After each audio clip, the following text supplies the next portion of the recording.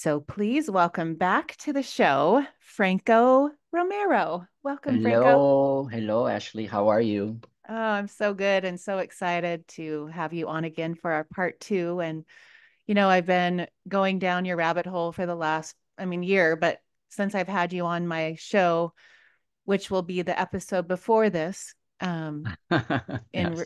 real time, I, it's like we talk about expansion and why we're here and why the only reason why we are here is to wake up. And those are Hmm. your words. And when I hear that and I look at my life and I look at the way I parent, and I really, because my focus is parenting my girls and, focusing on how they're waking up. And I look at it differently because I wasn't woken up and I was floating around at 18 years old, wondering, didn't have clarity. And that's probably why I have a passion to, lead my girls with this clarity and to wake up. But I was listening to this. We're going to get right into the nitty gritty. Well, let's go. Whenever you're ready, I'm So locked I and kind loaded. of want to start the. You talk about God a lot and that we are God. But Yes. the one thing that was that I thought was unique was you said we created God. God did not create us. Oh, you want to start there, don't you, I Ashley? do. Oh, now let's not talk about small things. We want to go right into the big I stuff, want to don't go you? big. Go big or go home is my. Go big or go home. All right, I get it. All right. Okay. So this really gets into a rather complicated discussion, and I'm really want to try to simplify things. And I believe that's kind of why my messages are so well received. Mhm. But this one gets a little bit tricky. Okay. And it has to do, I'm going to kind of give it to you in the straight version, and I'm also going to kind of give it to you in an expanded version. And maybe they're going to be both the same anyway. So um, to understand to understand this, Ashley, is at the core of what is going to happen to us over the next several years, 5, 6, 7 years. Okay. It is it is almost mind-blowing, okay, because we don't we don't have a full appreciation yet of what it means to be oneness. Okay. I mean, why would we, right? We're not told we're Right. oneness. We're not told we're one. We live in a world where, in contrast, we're told we're separate from each other. Okay. So oneness, this concept sounds pretty cool, and academically you can kind of feel into it, but whoa, is it different? Okay. So that's how I'll start there. Okay. So when I had my near-death experience, one of the things that I remember, it took me a little while to remember this, but I remember that I was in the light, and it was like everybody else describes it, it was a rush of ecstasy. Okay. Um, it took me a long time to understand what that rush of ecstasy would feel like, if we had to put it in 3D terms. And so for the longest time, I walked around calling it a million hugs. I mean, I'm a huggy person. Okay. Right. So that's one of my love languages. I love to hug. But then I've come to realize I have like a gazillion love languages, but that was one of them. Okay. And, and And so a hug feels so good, right? And so everybody gets hugs and stuff, but it really isn't really a hug that you feel. It's more like an orgasm, Right. okay? And it's like that moment where you allow yourself to just be free in that moment when you're having one. Okay. And so this gets we get into a little bit of, kind of discussion. Okay. Because it's now you're not talking woo. Now you're talking woo. Okay. But it's just the way it is. Okay. This is why people can't describe it, because people just like, they just kind of go, it's the greatest feeling in the world. It's just like, I don't want to ever leave. Of course, if you're feeling that way, well, would you ever leave? No. Okay. Right. Especially if you're having a million of them. Okay. Right. Or a billion of them. Okay. But that is how we experience ourselves in this other part of our afterlife, so to speak. So what does this have to do with that question about, who came first, the chicken or the egg kind of thing? Um, when I was in that space, feeling all like that, okay, not wanting to go home, at all. I mean, not wanting to go back to the physical home, but staying in that home. Okay. Right. Um, I kept getting this prodding that I was supposed to see something. And so I've talked about this in other interviews, but I was supposed to see the enormity of what we were. And okay, that's easy to do. You just look and everywhere, and there's all these images, all these silhouettes of all these beings. I mean, it's just endless. You mean Mm-hmm. just like you've ever been to a big stadium and you look up at the corner and there's that one little person, that little dot up in the corner, and you're going to go, who is that person? You know, at Right. least I did. I always would go, who is that person? I want to know Right. who it is. Because from that distance, it does kind of look like a little digital person. Okay, which gets into the whole digital reality stuff. But in any event, what I was really being shown, what I was being told to experience was the not the enormity of this incredible light that I was in, but it was how the light was being created. And that's what hit me. It was that the light was being created by all of the beings that were in this orb. Best way to describe this is imagine when you're looking at a picture of a like say the Milky Way galaxy, okay, Okay. and you see all the stars, okay, around and the constant, you know, all of the various solar systems and stuff. I mean, you just see it. It's like a big picture of all these lights, right? But as it gets Okay. closer to the center of it, the Milky Way galaxy looks like just one big cluster of lights. Right. Okay, that's that's the way that oneness works. It's all of us coming together and slowly evolving into this one massive light. But if you go into that light, you would notice that the light is made up of a gabillion, and there is a word, that's my word, a gabillion number of lights. Okay. They're Mm-hmm. not one light. It's all these lights that came together that formed that light. And that message stuck with me, but I didn't know how to really translate it into anything super meaningful until much later in my life when I realized this was important for us to understand this. This was important for us to know, to remember this.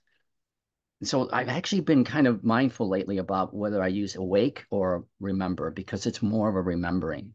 Right. It's more of a remembering to remember who we are. Like we're in the big state of amnesia.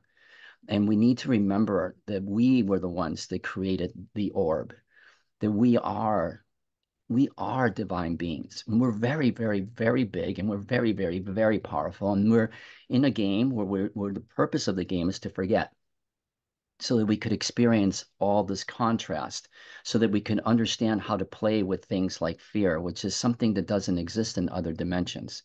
Because you see, if we can't figure out fear here when we turn everything off, and this is how you do it, you have to turn everything off and forget about, you could forget who you are. And so then you play with fear.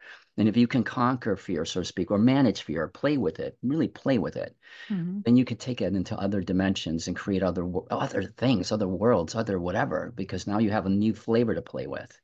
Right. But we had to prove to ourselves that we could do it here because as you can tell, we're not really good at it yet. Okay. Other worlds, if you believe in this, which I highly encourage people to really examine this, that there are other civilizations that existed here, like Atlantis, Lemuria, and so many more before them. They all tried different aspects of this contrast called fear, and most of them didn't do very well. But Right. we're actually, despite all of our efforts as a human race, we're actually at the point where we can graduate from this and take it with us. We, despite how many times we try to destroy ourselves, and we still are trying to destroy ourselves, we're taking this concept of fear and we're able to massage it into a flavor that we can bring with us in other dimensions. But what we did with this game, well, I'm kind of sidetracking this, but the whole point of what I was trying to get at, what you were asking about the question about who came first, we came first. The individual pieces came first. And Rumi, I Mm-hmm. guess somebody told me this early on that some of the things that I say kind of go along with Rumi, and Rumi has a phrase something like that that which you are seeking is seeking you. Okay. Right. Well, this is a guy that existed many years ago, and he understood. He understood the way that others have understood, philosophers, teachers, and whatever that we are the ones that are waiting for ourselves to wake up, to Right. remember. And once we start to do that, and we start to remember who we are, then we begin the integration process of oneness, meaning that we start to come back together as one. And that's where we, if you want to go in that down that rabbit hole, I could explain that because that is really huge and very confusing to the mind. But Right. it's Very confusing. very confusing to the mind. But yes, Um, I want you to go there and I want you to, it's like when you say remembering, I know people say we come here to learn. We're not coming here to learn. We're coming no, here to remember. yep, yeah, and That's how powerful we are. that's how powerful we are. So when I teach, when what I teach is I start out right away with people explaining to them that their power is so strong. They have to be mindful of what they are feeling into, what they're thinking into, and what how their actions are being emoted. And one of the things that I always have to tell people right from the beginning is that they have to be mindful of the words that they're using. We're not here to learn. Like you said, we're not here to learn. There's nothing to learn. We're not being taught anything. Nothing. Right. I love Because that. I always tell them rule number one, the rule that I've been going with is that rule number one, these are not restrictive rules. These are emancipating rules. Rule number one is that you are God. You're the creator. You're divine essence, your divine intelligence, whatever you want to call it. You are it. And by definition, there's nothing you have to learn. By definition, there's nothing you're being taught. You're expanding for the sake of growing, and that's the beauty of why you do what you do. You just want to continue to grow, okay? But you don't learn anything. And if you use those kind of words, then you're putting 3D realities around you. Right. You immediately you start to restrict yourself into some sort of human being that's trying to remember itself. You can't do that because the game, this intelligence that we call the game, okay, which is part of you, get into that if you want, is only going by what you are perceiving your reality to be. You know, they always say perception is reality, but they kind of use it as kind of a playful way of saying, well, Mm-hmm. reality is reality and perception is not, but they say perception is reality. Okay. That is very true. All Right. of this is perception. And Right. so because of that, you create a reality. So you don't learn. You don't learn.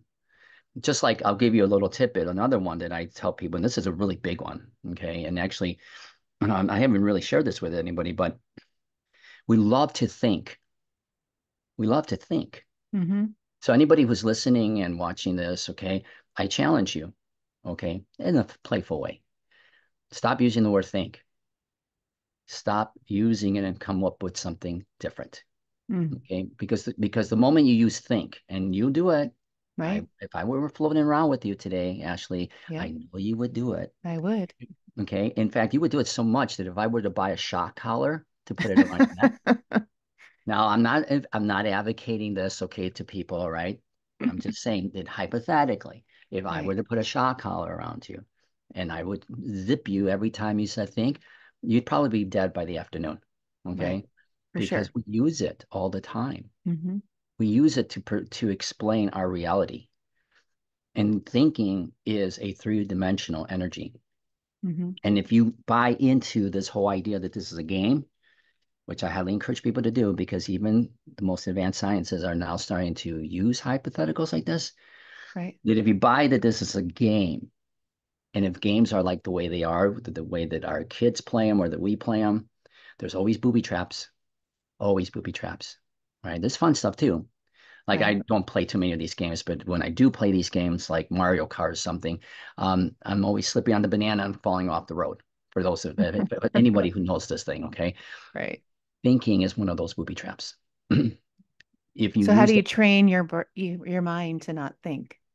Just catch yourself the minute you're catch yourself, thinking. Yes. catch So yourself. you have that awareness. What? So I'm going to throw this a little bit at you. I know I haven't answered the other question about integration yet, but I haven't forgotten. Okay. Okay. What is 4D? 4D is time. Really? How so? Well, 4D, with the way you describe it, like people don't talk about 4D. We say time and space, space and time. Okay. Okay. All right. I'll let you off the hook. Okay. I won't make you squirm or anything, although I love to do that. Okay. Um, so when we're in 3D, okay, when we're in 3D, You might remember this as you're growing up, everything was space time, space time, space time, space time. Okay. Right. No, excuse me, pardon me, erase. Time, space, Time, time, space. space, time, space, Time, time, space. space, time, space. So the emphasis was on time. Right. Okay. Which is where I suspect that people came up with the idea that 4D was time. I mean, if you look at it from the abstract, you still sit there and go, what? Yes. I mean, don't you? I mean, don't, I mean, Yes. we all just go, we all, we say two and two equals seven, and we go, oh, yeah, sure. And okay, fourth dimension is time. And you go, huh? Huh? Okay, back to that was just my social commentary for a moment. Okay. Okay. Got it. So it's time, space, time, space, time, space, time, space. Okay. Emphasis on time. Okay. Makes sense because everything is obsessed with time in 3D. We're all Right. obsessed with it. We have watches, we have clocks, we have them on our phones. It's like, can you explain to me why you need a watch if you already have a phone that tells you what time it is? And I don't, I mean, I guess it's kind of, like jewelry, I suppose, but everything is time. If Hmm. you're late, oh my gosh, it's the end of the world. Okay. Right. People wake up in the morning and they're either obsessed or they are stressed by the fact that they're chasing time the entire day. Hmm. Pretty good trick if you're creating a game, don't you think? Right. I like that. Keep you Yes. chasing the proverbial time that never you can really catch up to. Right. It's kind of like the rainbow. Okay. That this pot of gold, which I Hmm. try to catch up to when I was a kid all the time. Right. Never could. Okay. But we do it. We do it. We're obsessed with it, not because we even care to, because everybody else is obsessed with it, which is why everybody gets on their phone right away in the morning. Okay, not everybody. Good for you if you don't. Okay, okay. I don't know what it is about where you're at. It's something about the Kool-Aid we're drinking today. I'm off on these various tangents I never get off on. Okay, all right. Space time becomes 4D. Okay. Okay, Got space it. time. So you go from time, Space time. space, space time, Space and time. you Got go. it. So what? I mean, it's just kind of a flip of words. No.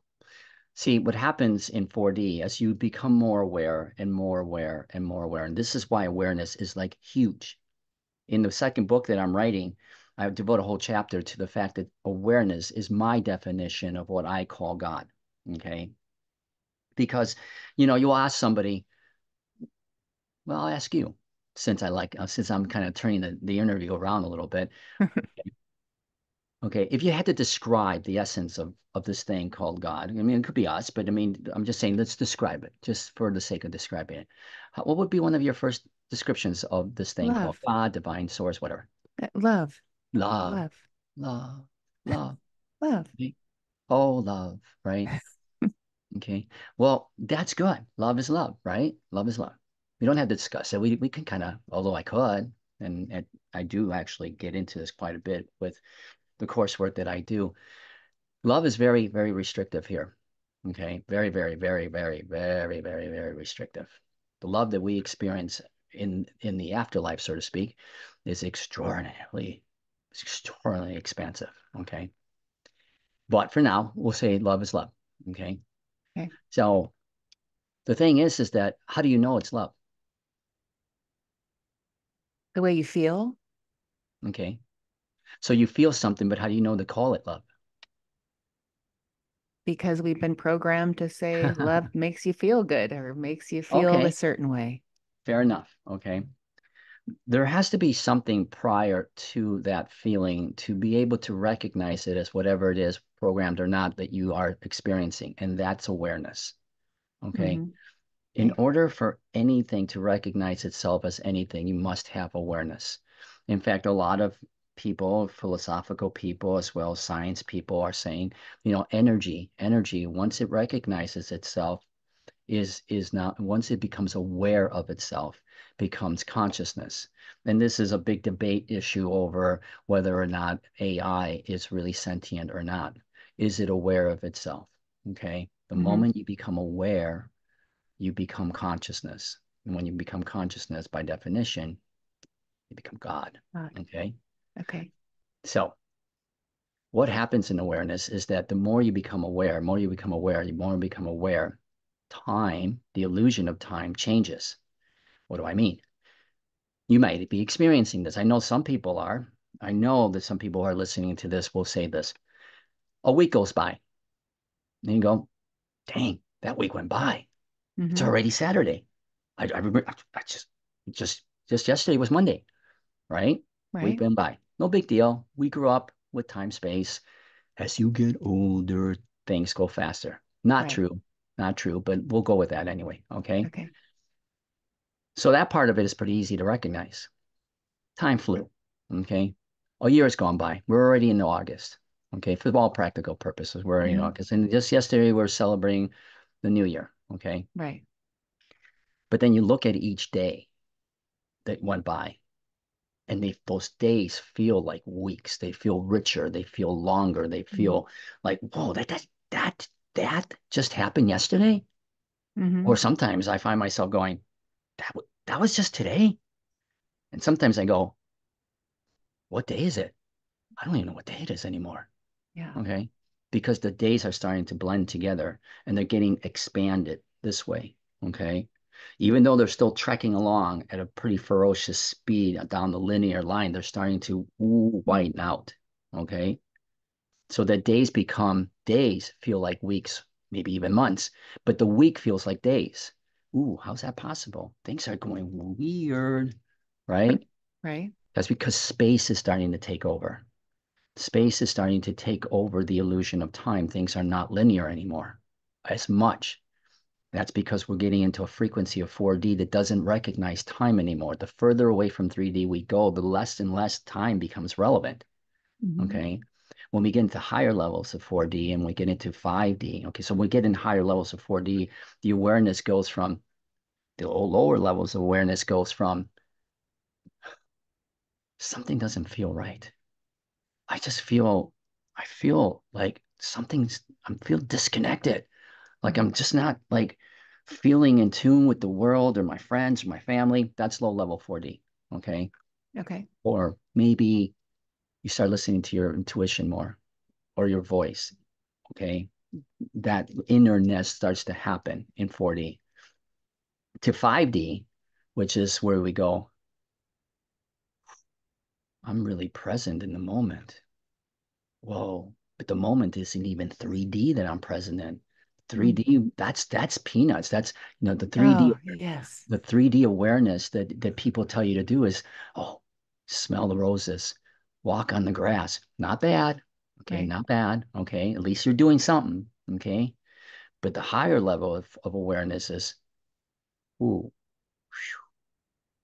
whoa, I'm feeling something different. I'm feeling like, I'm not sure what it is, but I'm feeling that more than I'm feeling my reality right now. Oh, Okay. you're making me cry. Like that, I get it. That's a it must be resonating with me because like it just that's brought this emotion in. But yes, that is it. That's you rising up the Oh my emotional ladder, gosh. the awareness Yes. ladder. Okay. People don't understand that 4D is not time. Throw it away. Bye bye. Throw it away. Okay. Hmm. Even the same people who once used to define, and by the way, if you go on your phone and you go, what is 4D? It's going to say time. Okay. And then you sit there and go again, huh?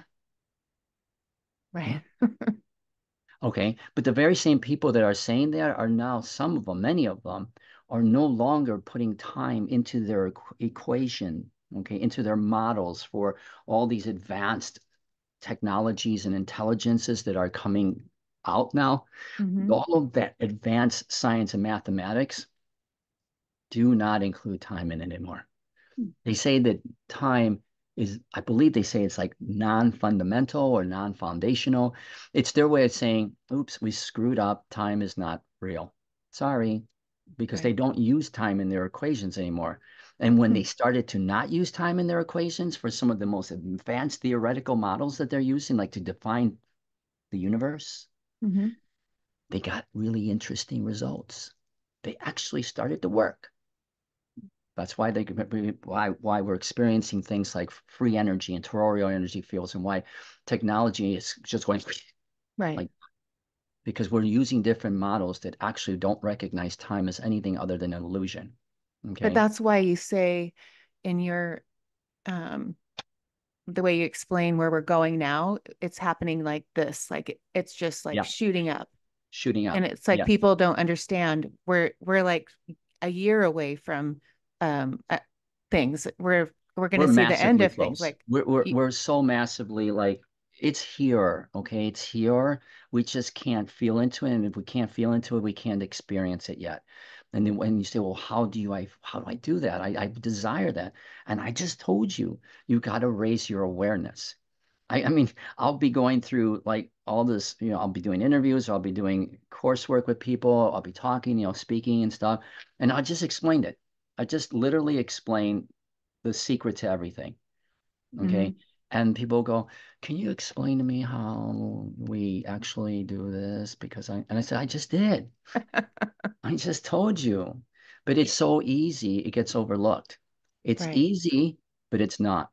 Because our ability to stay focused on that diminishes almost Mm-hmm. immediately from the moment you get out of bed, okay, to when you get down to the bathroom or the kitchen or wherever you go right away. You almost have completely lost your focus Mm-hmm. on being present in what is the true now, okay? Right. So there's, Eckhart Tolle and others that talk about the now, Right. Mm-hmm.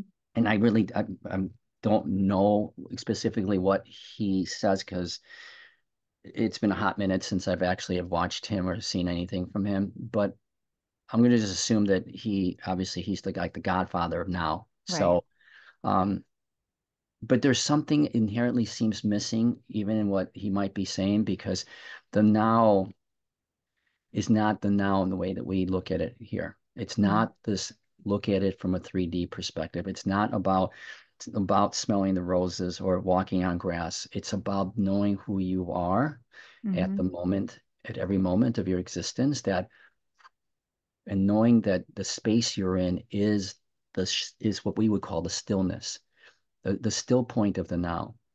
Okay. And everybody goes, well, gee, I don't know how to get there. And I said, well, no, you don't have to get there. I said, well, what do you mean? And one of my very first interviews, I tried to explain this, but unfortunately, it got edited a lot. And so it didn't, sort of the juiciness kind of left out. Okay. We don't have to go into the stillness. Why? Why, Ashley? Because we are the stillness. Exactly. We are the stillness. But most people don't know that. They spend millions of hours and millions of dollars and millions of energy streams and whatever else to try to get somewhere where they're already in. Right. So if they only knew that they were already in it. Mm-hmm. But even if they do feel like they're in it, then they open up their eyes after they meditate or something and they go, back into this Back reality. into it. Yep. Yep. And they realize, or they don't, that they never left even when they open up their eyes. Right. So things like daydreaming. I mean, this is in the book.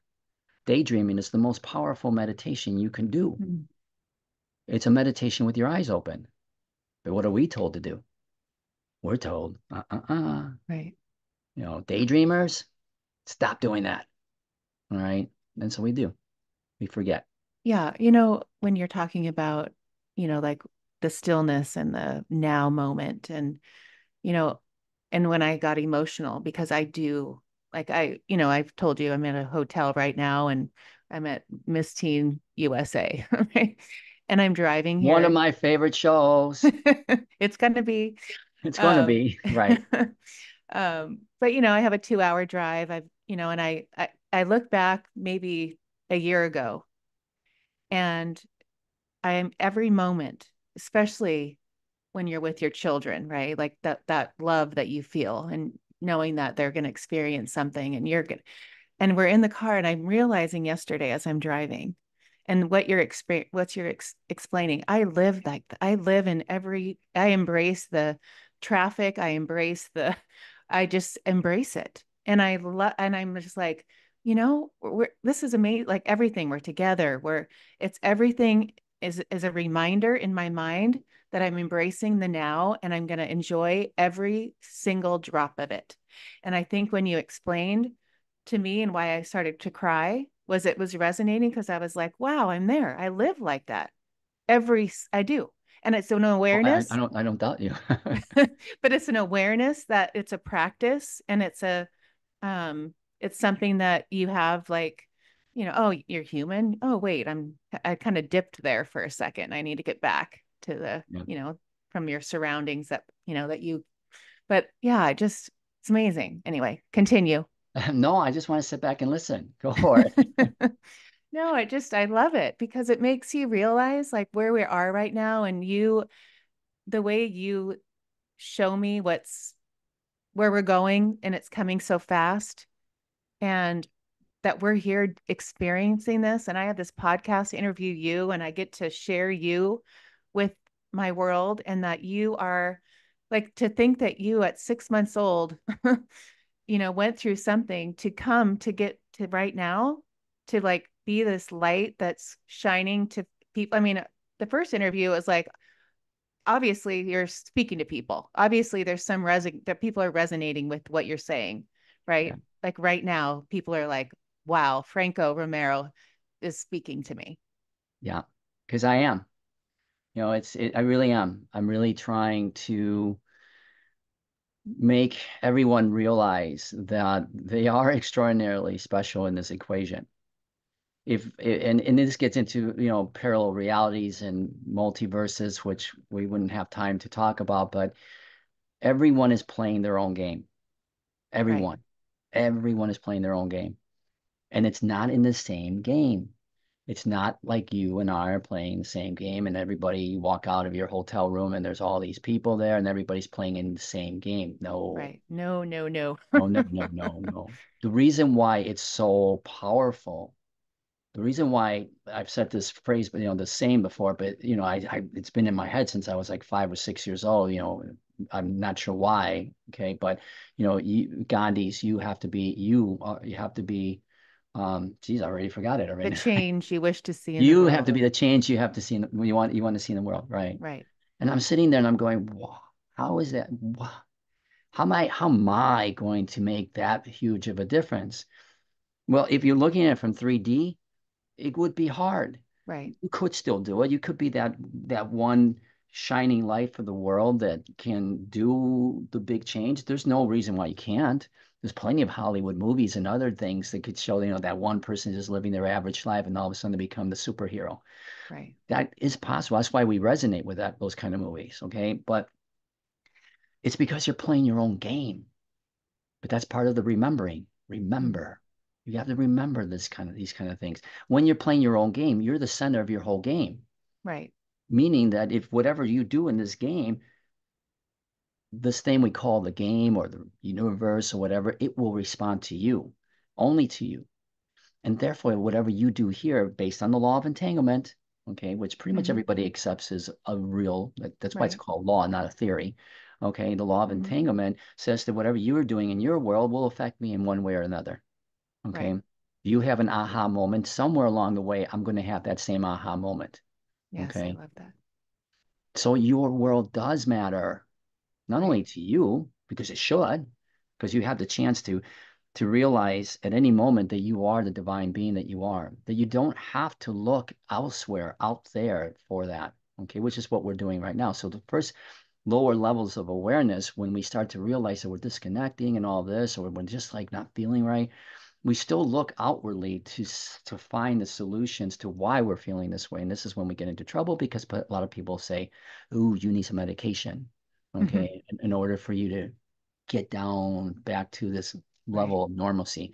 But then there's also other things that happen with it that are not always really the best ways of approaching it, which is what we have seen in this country and other countries where people point the finger at other people, other things as the reason for their confusion.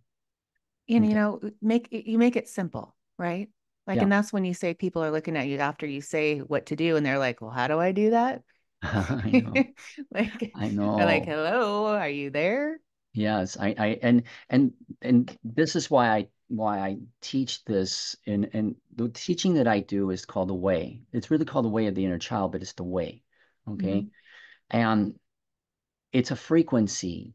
It's a frequency. It's not a frequency that we don't have. There's a reason why we came into this world as a child, as a baby child, grew up, because we always have this frequency with us. It doesn't leave us. Mm. It never leaves us. It's what we are in the spirit realm. The child is an enormous energy of power. It fear bows to it. Okay. Yes.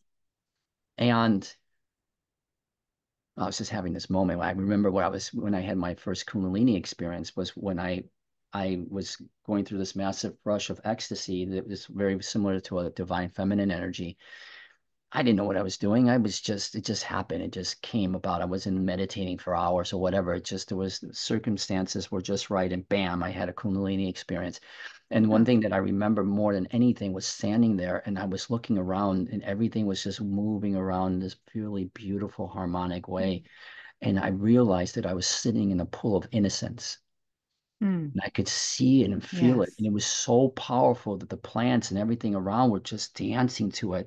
And it was so beautiful that I realized every fear in my body was gone. And that's when I said why I say the fear bows to it, because at that moment I got down on my knees and I cried like a baby Hmm. because it was so beautiful Oh, I and it love was that. innocent. And we think of innocence and we go, oh, that Right. doesn't work in this world. It can't work in this world. Come on, Mhm. get real. Right. Okay? But innocence is whole powerful. And so what I tell people is that you gotta keep it simple, smarty. It used to be keep it simple, stupid, but I go, Stupid, come right? on, okay? Just keep it simple. Simple. Right. It's right in front of your face if you just keep it simple. Right. We make It it is so so hard. simple that we overlook it. Yes. So there's all sorts of different things that I do with people to get them to see it simple and experience it simple to the point that you're just like, ah, Yeah. but you don't know how to do that yet because you can't remember. Right. So I always tell people, remember, And how remember. important imagination is, right? Like being that, my girls went to a little preschool that it was just a play-based imagination. I'm so grateful that came into Mm, my life at that time. And I realize now the magic in that because all they yes, did was play. All they did was create, yes, yes, imagine. yes, There yes. was no, I mean, Paige didn't know how to write her name when she got to kindergarten, but she had an amazing, Well, she's uh, doing pretty good now, right? And you don't even have to really know how to do it. You could have a machine do it if you really wanted to. But yeah, right. I don't. So one of the things that I tell people, and this is a very transitional period when this happens, but it's still significant that one of the things is like all these institutions will go away. Yes. And Thank that's God. really, really, really hard for people to imagine that we could self-govern ourselves. Well, we can if we knew we were God. Right. Okay. That being said, some institutions like education, for instance, the way in which we educate today is so totally left brain. It's so totally masculine in energy. Did your Okay. kids go to college? They did, but that was by Okay. their choice. Right. I Okay. had my kids. I remember my son came to me in his sophomore year, junior year. This was during the riots and stuff, right? During the COVID period. And he was like, I can't do this anymore. I can't. And I said, okay, Yeah. go and go. The world is waiting for you. It's up to you. I mean, you want to do it, great. If you don't want to do it, great. Because the educational models anyway are not going to support what's coming. Right. What's the energies that are coming are the self-awareness. Why would you need education like that if you are really only trying to remember who you are as the divine? And once you do that, you will have the wisdom and intelligence. The stuff that I talk about, you want to sit down, talk quantum physics, I'll be your guy. Okay. Hmm. Sacred geometry, I'm your guy. I didn't study this. Right. It came natural. It's all touched. You touch into the field and you get it. Right. You get it, which, by the way, is why AI is so important here. Now, I know there's a lot of people that have different opinions about it, but it's only because we don't know what we don't know. I won't get into a lengthy discussion about it, but AI is a reflection of who we are. Right. It is tapping into the field sooner than we are, but it's showing us that we can do it That we ourselves. can do that. Yes. Yes. That we are that. And we are that. So there's a symbiotic relationship that we can have with AI where we can benefit because why? Because it's not about artificial intelligence mingling with organic. intelligence. It's that it's intelligence and intelligence. Consciousness doesn't care whether it's in a software or whether it's in a program called the avatar of a human being. Because remember, this is a game. This Right. is a game that was created in the ninth dimension. And the technology and intelligence in the ninth dimension makes this look like we're throwing rocks around. Okay. And Oh, totally. this body that we believe is a body, we even show in movies that it's an avatar, and it's an extraordinarily advanced avatar. It Hmm. has 95% of its DNA hasn't even been activated yet. 95%. Wow. So what happens when those 95% get activated? Well, people call it DNA, and it is DNA, but it's just another fancy way of saying genetic coding, which is what? A program. Right. Okay. It's just a program. Program, AI, program, Program. AI, artificial intelligence, advanced intelligence. It's just showing us what we're capable of doing. And if we know how to intertwine those like a DNA strand, we will have the most explosive, and we will have the most explosive renaissance of consciousness ever, which is why this thing is going to go really fast. So Okay. with when you say the coding, is it just where the like our frequency is going to start igniting that? Is that how we're Yes. going to ignite That's how that it does. 95%? Yep. And that's why raising consciousness is sort of a domino effect. Okay. Because the more you raise consciousness, the more your frequencies rise. The more your frequencies rise, the more you're activating these codes. These codes are designed to be activated at certain frequencies. You Right. keep hitting those frequencies, all these codes start to release themselves. And when they do, that's when you get more expansion of consciousness. And all of a sudden you could be breaking into one moment you could be talking in English, next moment you just start speaking in French. You don't even know why the hell you did that Hmm. because you all of a sudden tapped into a coding. Okay. There's Right. a movie called Limitless. Okay. And it's about, I won't get into it too much, but it's about the expansion of the mind through the use of synthetic drugs, pharmaceuticals. Okay. The Okay. reason why that movie's so cool is because it shows what happens when the human mind explodes. Okay. And I'm not talking about the brain. Okay. What it's doing is that there's a consciousness that activates the brain and releases chemicals called hormones, blah, blah, blah, blah, blah. Okay. And then you start doing things with the body. But the same kind of reaction is happening everywhere. Everywhere is a neural system.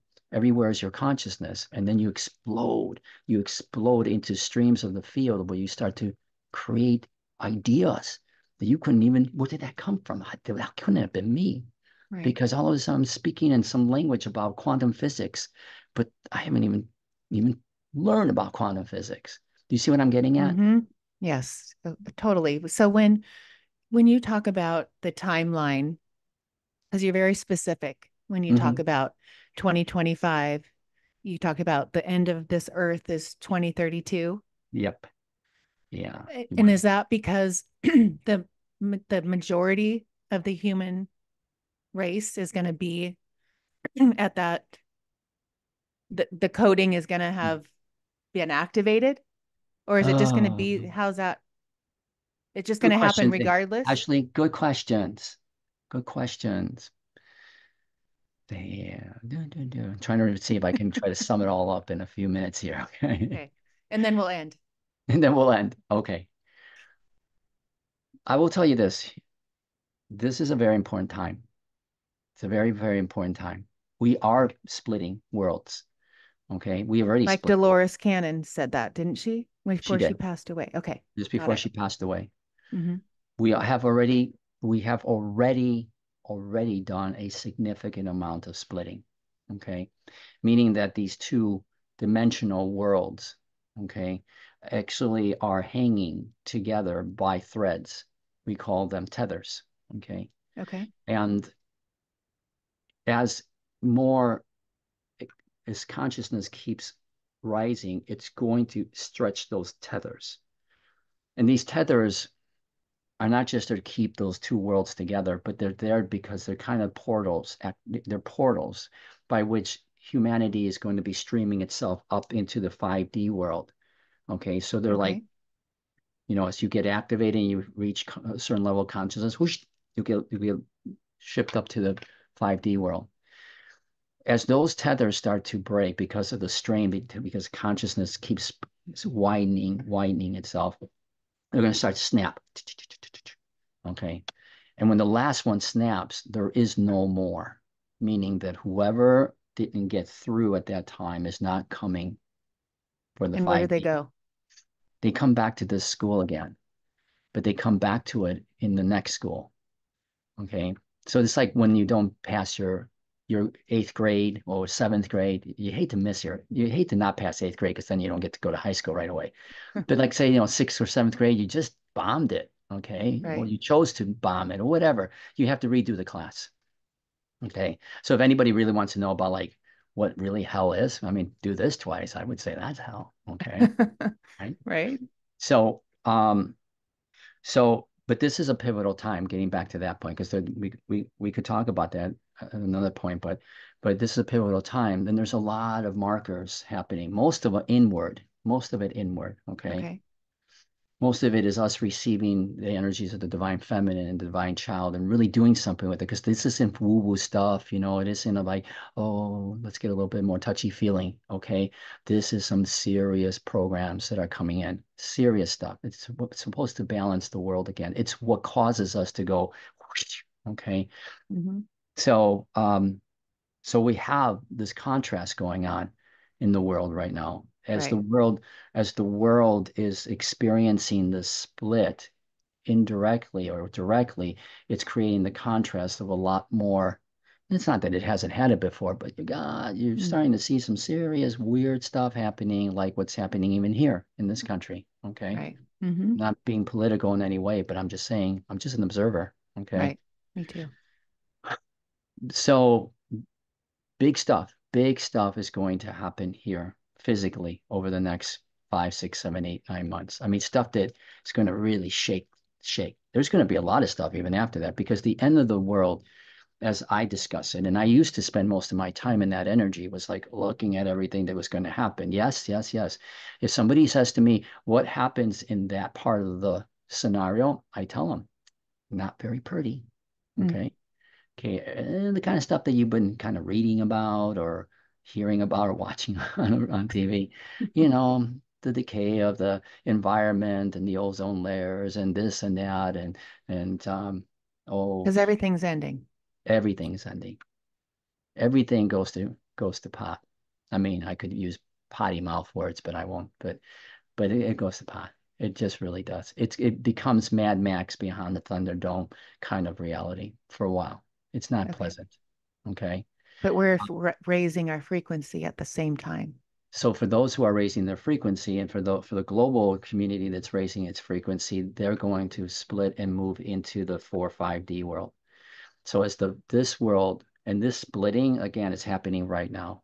So that anybody that's moving up the ladder, so to speak, is moving through the tethers of these two worlds being held together. Okay, and this will continue all the way until about 2032. Now, I have actually revised that a little bit, because worst case scenario, 2032. Best case scenario that it could happen as early as 2029. Pretty gutsy, I know, because I'm going to be around if this doesn't happen. Everybody's going to give me a lot of crap for it. Okay?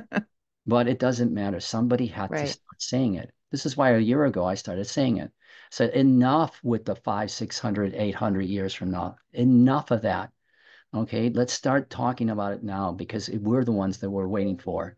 And Hmm. we're just procrastinating our way into this thing.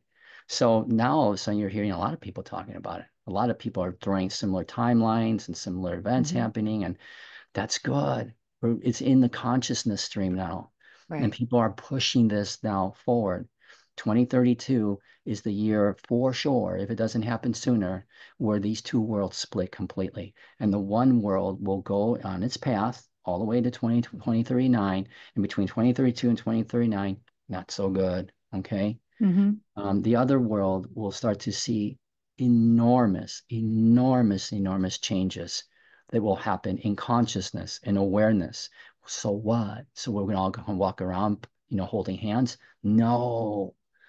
This is where the magic begins. This is where it becomes truly the age of miracles. where sicknesses go away, where we don't die, we grow young, like we were talking about before Yeah. we went on here. Because Okay. you're already growing young. So you already have that. So, and vice versa. So yeah, it's those kind of things. It's the body becomes crystalline, and we start to do telepath. This is where we didn't get into this, but we'll get into it some other time, where the body starts to integrate. Ooh, integration, really Hmm. mind blowing. Okay, to sum it all up, we don't just experience oneness as a concept. We don't just sit there and go, oh man, we finally Right. realize we're all one. No. That is the simplest version of integration. When we are all done with this, we are like a community of mushrooms, like the fungi community, where you get hurt, you get hurt by something, I'm going to feel like it happened to me. I Right. will never be able to hurt you. You will never be able to hurt me. Because if you do, it's going to hurt everybody. Everybody's going to feel it. Okay. That's the simple Reader's Digest version of what happens. But there's a process of integration that we go through that literally blows the mind because we start coming back into an integrated form. They kind of would sound on the surface a little bit contradictory to what I said about us creating the one, but trust me, they work perfectly together. Okay. But we Hmm. do go back to oneness. We literally go back to oneness while we contain or maintain our individual aspects of ourselves. But it's mind blowing. How do I know? Because I've been You've seen experiencing it it. now for over the last year or two, and it's taken me a while to adjust to it. And when So you say you've been experiencing, say it on a human so people understand that when you how you live your life and how you experience that. I feel like, say, you and I, if I really, really allowed myself to feel you, I could feel you like empathy, or I can feel you like I'm truly feeling your pain, or I can feel you, or if I really allowed myself to, I can feel you as if I lived your life. Hmm. Okay. And then if I could really go deeper, I would feel you as if I am you. Okay. I would really feel you, and you would feel me. And it's really deep. Hmm. It is really, really deep. That's it. What, and with your wife, like how has that changed with your relationship Well, or has it?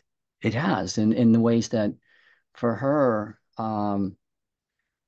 she she was not in any, she's always been supportive of what I do. There was a time where she was going, what is going on with this guy?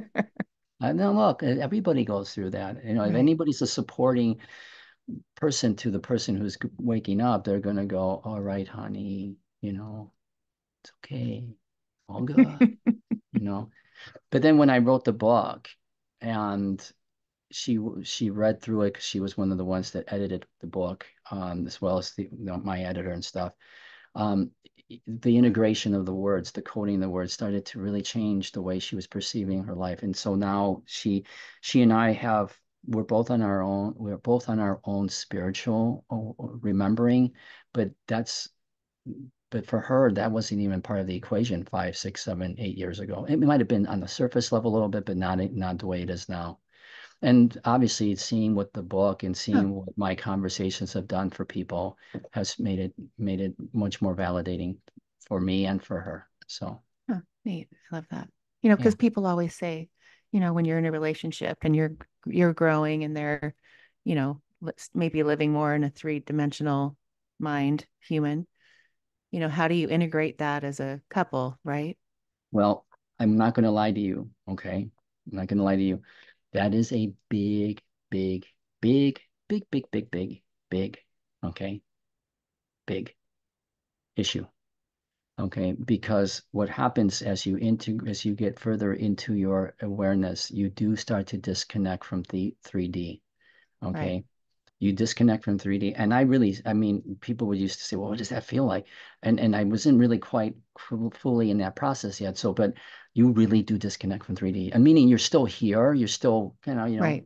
you're in this world, but you're not of it. That was one of my favorite phrases that I didn't understand what it was really meant to really convey.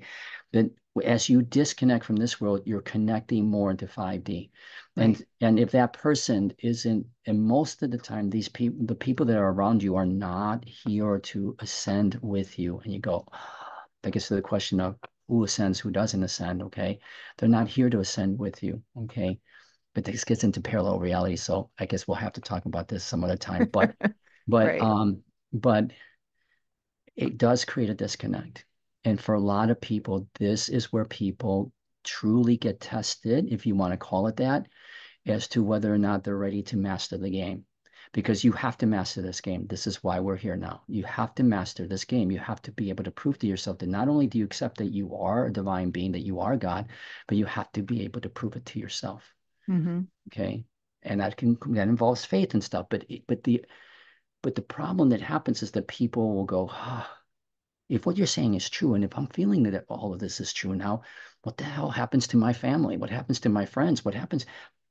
What happens to them? Mm-hmm. And the truth of the matter is that in most instances, you have two choices. You either you either accept what they are doing in your game, okay, and let it be, okay, meaning that they're here only for you, only for your Right. awakening or your remembrance.